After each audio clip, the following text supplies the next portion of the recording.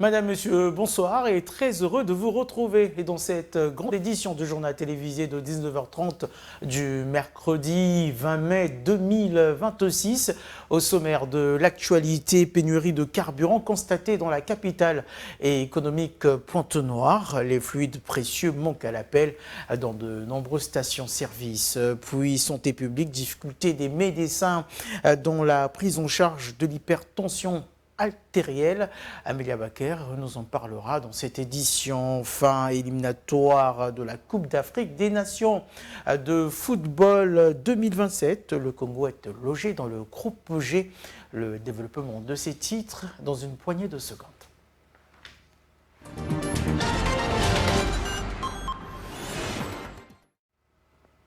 Une fois de plus, bonsoir. Je vous le disais, la capitale économique Pointe-Noire vit au rythme d'une sévère pénurie de carburant qui asphyxie le quotidien des automobilistes devant les stations-service. Les files d'attente témoignent de l'ampleur de cette pénurie. Suivez ce commentaire signé Guy-Serge Demoinza. Pointe-Noire étouffe. Depuis plusieurs jours, la capitale économique du Congo fait face à une pénurie de carburant sans précédent. Les stations-service sont prises d'assaut. Ici, au centre-ville comme à la périphérie, les files d'attente s'étirent sur des kilomètres. Des chauffeurs de taxi et des particuliers passent des nuits entières à attendre une hypothétique livraison. Pour ces professionnels de la route, chaque heure perdue est un manque à gagner dramatique. Interviewé, un chauffeur de taxi ayant requis l'anonymat a déclaré, nous le citons, « Je suis ici depuis 4 heures du matin, pas une goutte d'essence. On ne travaille plus, les recettes baissent, mais les propriétaires des véhicules réclament toujours leur argent. C'est intenable. » Fin de citation. Cette crise paralyse toute l'activité économique de la ville océane. Faute de transport en commun disponible, les tarifs de course de taxi ont doublé, voire triplé par endroits. Les habitants sont contraints de marcher de longues distances pour rejoindre leur lieu de travail ou les marchés. Malgré les promesses de retour à la normale des autorités, l'incertitude plane. Les automobilistes pontonégrins à bout de souffle réclament une solution durable pour ravitailler la ville et relancer l'économie locale. Et parlant santé publique, dans ce journal, l'augmentation des cas d'hypertension artérielle en République du Congo, une préoccupation majeure pour les acteurs de la santé confrontés à de nombreuses difficultés liées à la prise en charge des malades. Amélia Baker et Rossi Makaya nous en parlent davantage dans ce reportage. L'hypertension artérielle, une maladie silencieuse, devenue un problème de santé publique au Congo, où la prise en charge de nombreux cas est de plus en plus difficile pour les spécialistes en nombre insuffisant. Il y a des difficultés parce que après les médecins spécialistes se retrouvent surchargés, parce que c'est des malades qui peuvent être pris en charge à différents niveaux. Les médecins généralistes devraient pouvoir prendre en charge les patients hypertendus. Mais souvent, on est confronté au fait qu'ils sont tout le temps référés auprès des cardiologues. Donc, le surnombre fait que parfois on soit surchargé. C'est une difficulté. Face aux difficultés liées à la fréquence des cas, la formation de tous les acteurs de la santé figure parmi les stratégies pour une meilleure prise en charge des patients. Former les médecins généralistes, de former aussi les paramédicaux, parce que ce sont des personnes qui sont en première ligne, ceux qui reçoivent en premier les parents, parce que c'est ceux-là qui reçoivent en premier les patients. Il faut donc bien les former pour qu'ils soient capables de bien prendre en charge et pour que les spécialistes soient à leur niveau soulagés. Aussi, une prise en charge tardive de l'hypertension artérielle est la source de plusieurs complications, telles que les accidents vasculaires cérébraux. Le docteur Amorce Malonda tire la sonnette d'alarme des Congolais. L'hypertension constitue même la première cause des cas d'AVC aujourd'hui. Il y a aussi les cas d'insuffisance cardiaque. Le gros cœur qu'on appelle communément dans notre société, le gros cœur, c'est l'insuffisance cardiaque. Mais la première cause, c'est l'hypertension artérielle. Il y a aussi l'insuffisance rénale. C'est des complications d'hypertension artérielle. Mais la prévalence au Congo, d'après une étude qui avait été réalisée à Brazzaville, la prévalence de l'hypertension était de 32%. Et des études récentes sont en train d'être menées pour avoir une prévalence un peu plus actuelle, mais ce sera disponible. Selon les données des autorités sanitaires, Un quart de la population adulte au Congo est hypertendue. Et tout autre chose, la culture des maisons de retraite ou maisons d'accueil des personnes du troisième âge est loin d'épouser les habitudes africaines, notamment congolaises. Un nombre de citoyens interrogés sur le sujet évoquent une prise en charge purement familiale. Les détails dans ce reportage d'Irène Kouka. Vivre avec les personnes âgées au Congo-Brazzaville repose sur le respect, la solidarité familiale et l'accompagnement dans les tâches quotidiennes, en tenant compte des besoins médicaux et sociaux. Alors que sous d'autres cieux, vivre avec les personnes âgées devient infernal. D'où certaines sont placées dans des maisons de retraite, ce qui n'est pas une culture chez les Congolais. Quelques citoyens de la ville Océane ont réagi à ce sujet. On a des personnes très âgées dans notre famille qui sont avec nous. On ne peut pas les laisser ma grand-mère soit dans une maison de retraite. Elle est tentée de vivre là-bas. Après, on la nettoie, on la fait quoi. C'est moi-même qui va nettoyer ma grand-mère. Ma grand-mère va rester avec moi dans la maison. Dans nos têtes, vraiment, on n'a même pas cette idée-là. Que de prendre maman ou papa ou l'oncle ou tante parce qu'elle est fatiguée, vous prenez, vous la mettez hors de la maison, bien hors de la famille. En tout cas, cette idée-là, chez nous, ça n'existe pas. C'est mon père qui m'a fait élever. Il doit jouir de ma sueur, parce que c'est celui qui sème récolte. Il doit récolter ce qu'il a semé. Comment faut-il donner mon père ou bien ma mère chez d'autres personnes pour les garder? Je ne peux jamais accepter. Les Pontonégrins estiment que, quels que soient les caprices d'un vieux ou d'une vieille personne, sa famille ne devrait jamais l'abandonner. Je ne peux jamais négliger mes grands-parents. Sans eux, je ne pouvais pas être né. Comment faut-il négliger ses grands-parents? Ça ne peut jamais marcher. Se fait ailleurs, peut-être qu'ils ont des conventions, ils ont des aides, quoi, hein, des aides et tout, mais chez nous ici, je ne vois pas, hein, je ne vois pas. À l'étranger, tel qu'en Europe, là-bas, c'est l'Europe, hein. Nous ici, nous sommes en Afrique. Après l'Europe, là-bas, ce sont des Blancs, nous sommes les Noirs. Nous, on a nos coutumes aussi à nous. Les Blancs ont leurs coutumes aussi. Donc, si les Blancs font ça, parce qu'ils connaissent pourquoi ils font ça. Mais nous sommes les Noirs. On garde nos coutumes, on garde nos grands-parents. Notons que quelques structures d'accueil ou maisons des seniors prennent en charge des personnes âgées à Brazzaville et à Pointe-Noire. Et un mot d'agriculture dans ce journal s'habiller congolais, c'est la nouvelle tendance qui secoue la capitale économique à Pointe-Noire. Le secteur textile connaît un véritable boom porté par des créateurs ambitieux. Le Made in Congo séduit un public de plus en plus large, fier d'arborer ses couleurs locales. Les détails avec Guy-Serge Demoisa.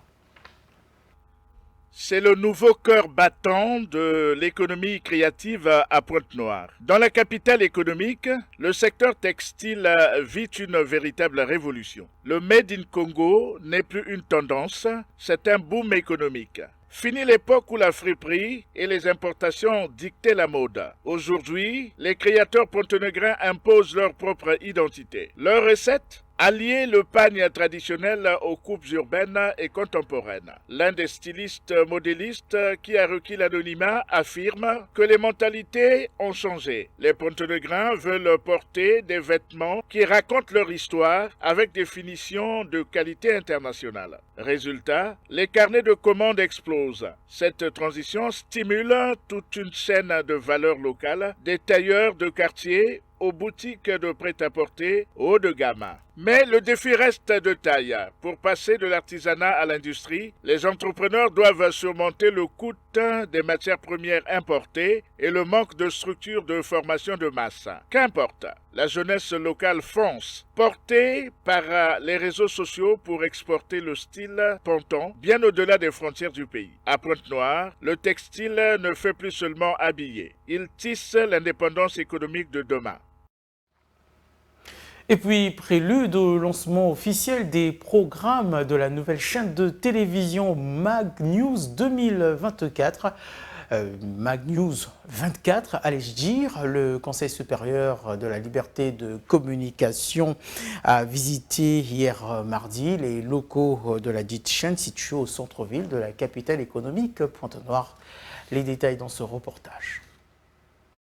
Made Africa Great News 24, MagNews 24 en sigle, c'est le nom du nouveau média panafricain qui a pris pour quartier la capitale économique Pointe-Noire. En préparation de son lancement officiel, le média MagNews 24 a reçu la visite du président du Conseil supérieur de la liberté de communication, venu tâter sur le terrain les installations et équipements audiovisuels du dit média. J'ai visité MagNews, j'ai visité les installations et j'ai entendu les promoteurs de ce média parler, discuter, me présenter. Je pense que c'est un média qui va s'implanter à Pointe-Noire, mais qui va s'implanter également dans le Congo entier, qui sera suivi dans le Congo entier, mais qui va être suivi également à travers le monde. L'implantation de MagNews nous amène, plutôt MagNews vient compléter la liste des médias au Congo. Une nouvelle chaîne de télévision avec une rédaction mixte dont la ligne éditoriale mettra en lumière le potentiel économique de l'Afrique, indique J.M. Chikaya, membre de la direction de MagNews 24. Nous avons eu des discussions avec le Conseil il y a de cela quelques mois. Donc il était important d'organiser cette visite afin que le Conseil s'imprègne de l'évolution de ce que nous avons déposé comme projet au sein du Conseil. MagNews vise à promouvoir le Made in Africa. Mag d'ailleurs veut dire Make Africa Great. Donc c'est vraiment montrer le potentiel économique aussi de l'Afrique. Au-delà de ce potentiel économique, montrer le potentiel humain que regorge l'Afrique. Quoi de mieux de venir s'installer dans la capitale économique qui est pour nous une ville stratégique. À noter que le lancement officiel des programmes de la chaîne MagNews 24 se fera dans les prochains jours à travers plusieurs canaux de diffusion. Alors pour plus de précision, il s'agit de la chaîne de télévision MagNews 24. Autrefois, la prise en charge alimentaire des malades existait dans les grands centres de santé publique, une politique devenue inexistante de nos jours, confrontant les familles aux dépenses excessives sur l'alimentation du malade. Suivez.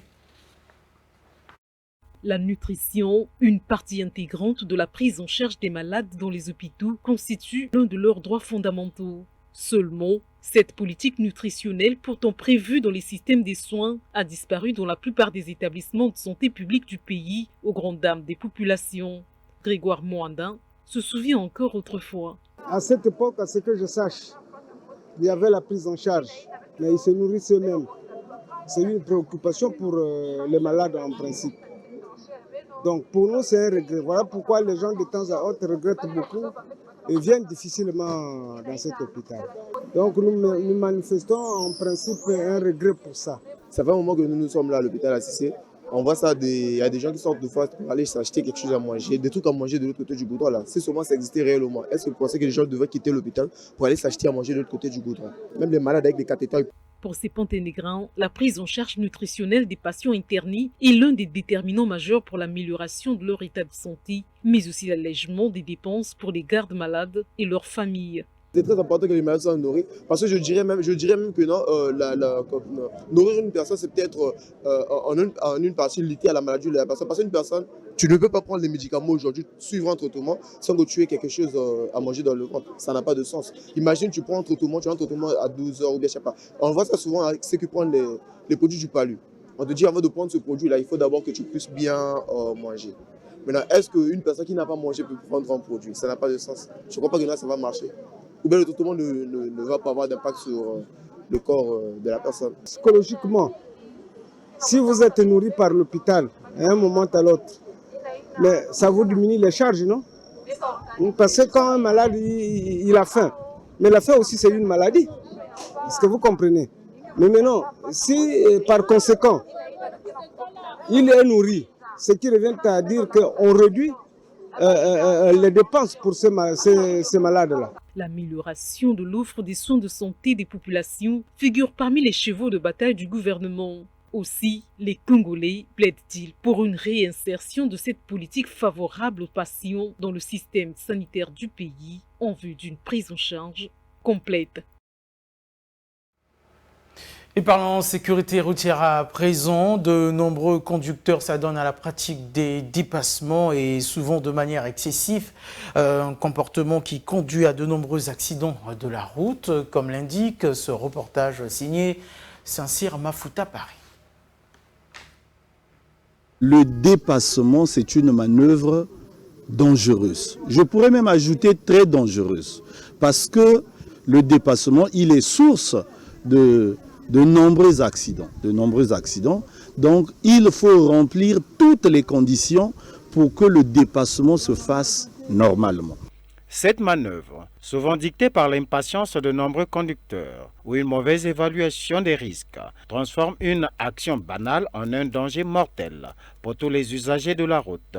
Les règles d'or pour un dépassement sécurisé sont édictées par Aristide Bonazebi et Smith Mungenge, tous deux spécialistes du domaine. Lorsque les conditions ne sont pas réunies, automatiquement nous allons nous exposer à des accidents très graves et des peines que la police doit toujours faire face à cela. Donc pour effectuer un bon dépassement, il faut d'abord réunir des conditions. Parce que premièrement, vous allez remarquer qu'il y a vraiment tout un désordre en circulation lors des dépassements. Se rendre compte, est-ce qu'à cet endroit, il n'y a pas une signalisation qui interdit le dépassement? Le panneau qui interdit le dépassement de véhicules à moteur, sauf que les deux roues sans sidecar. Ça, c'est la première condition. Et aussi, s'il y a une ligne continue, que lorsque vous voulez dépasser, il faudrait forcément franchir la ligne continue. À ce moment-là, vous renoncez au dépassement. Ça, c'est la première condition. La deuxième condition, il faut s'assurer que personne n'est sur le point de vous dépasser, donc personne n'a pris une disposition de vous dépasser celui qui est derrière. Les comportements abusifs se traduisent généralement par plusieurs entorses graves au code de la route. La préparation se passe comment? Je dois d'abord m'assurer que le conducteur qui est devant moi, à quelle allure il est en train de rouler. Et moi aussi qui vais dépasser ces véhicules, à quelle allure que je vais rouler. Or, quand nous faisons souvent des dépassements identiques, la même vitesse, et souvent ça nous a créé souvent des peines, des accidents très très graves que nous remarquons sur classés. Justement, si celui qui est devant vous ne veut pas, parce qu'il y a de ceux qui n'aiment pas qu'on leur dépasse, à ce moment-là, vous pouvez négocier. Mais sinon, le dépassement ne devait pas se négocier. Le dépassement, c'est une manœuvre normale, mais qui est dangereuse. Ainsi, pour éviter de mettre des vies en danger, tout conducteur doit valider plusieurs étapes au préalable essentielles avant de s'engager à un dépassement quelconque. À présent, ouvrons l'actualité sportive de notre édition avec la FECOTAI. C'est hier 19 mai qu'a débuté le stage national d'arbitrage et de coaching de taekwondo à Pointe-Noire. Prélude au démarrage de ce stage, la Fédération congolaise de taekwondo avait animé un point de presse aux côtés de maître Tariq Benradi, expert en arbitrage. Suivez.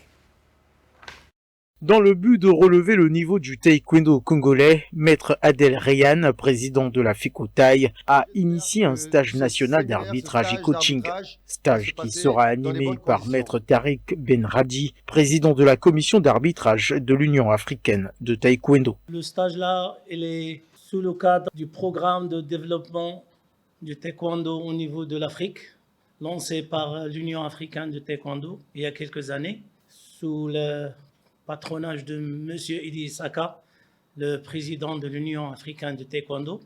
Un stage de 3 jours axé sur de nouvelles techniques d'arbitrage et de coaching. On va informer les arbitres ainsi les coachs par les changements faits au niveau de la World Taekwondo. Et c'est ça aussi, c'est notre objectif ici. Pour le programme du stage, on va avoir 3 jours de stage, 2 jours de formation et une journée d'évaluation. Comme ça, on va pouvoir pousser les gens ici et les motiver pour faire l'arbitrage, pourquoi pas à l'échelle internationale. Une initiative fortement appréciée par les athlètes. On est satisfait de ce que le président est en train de faire parce qu'effectivement, nous avons constaté sur le terrain, nous sommes en manque de formation. Donc, pour qu'on se développe, il faudrait forcément passer par ces formations-là. Donc faire intervenir le président de la commission d'arbitrage en Afrique, c'est bien. Déjà, le fait qu'il soit arrivé, il sera pour nous comme un interlocuteur au niveau de la World Taekwondo et aussi en Afrique. Ce stage est programmé du 19 au 21 mai 2026 à Pointe-Noire, au complexe sportif Urban Sport situé à Mpita, zone Wharf. Aussi, hier mardi, la Confédération africaine de football a effectué le tirage au sort de la campagne des éliminatoires de la Coupe d'Afrique des Nations de football 2027. Un tirage qui a vu le Congo être logé dans le groupe G aux côtés du Cameroun, des Comores et de la Namibie. Suivez. Logés dans le pot 4, les Diables Rouges héritent du groupe G avec le Cameroun, les Comores et la Namibie pour les prochaines éliminatoires de la CAN 2027. 3 adversaires, dont le Cameroun et les Comores, ont pris part à la dernière édition de la CAN au Maroc. Une campagne qui va démarrer en septembre jusqu'à novembre, alors que le Congo n'est pas encore sorti de sa profonde crise du football national. Sans sélectionneur ni staff technique et une fédération affaiblie, ces éliminatoires s'annoncent déjà délicates pour la sélection congolaise. Rappelons que la dernière participation du Congo à une phase finale de la Coupe d'Afrique des Nations remonte à 11 ans, notamment en 2015. Et c'est à travers cette série d'actualités sportives que nous mettons un point final à cette grande édition du journal télévisé du mercredi 20 mai 2026 sur MCR TV. Merci à tous de l'avoir suivi et restez toujours scotchés sur les programmes de votre chaîne de référence.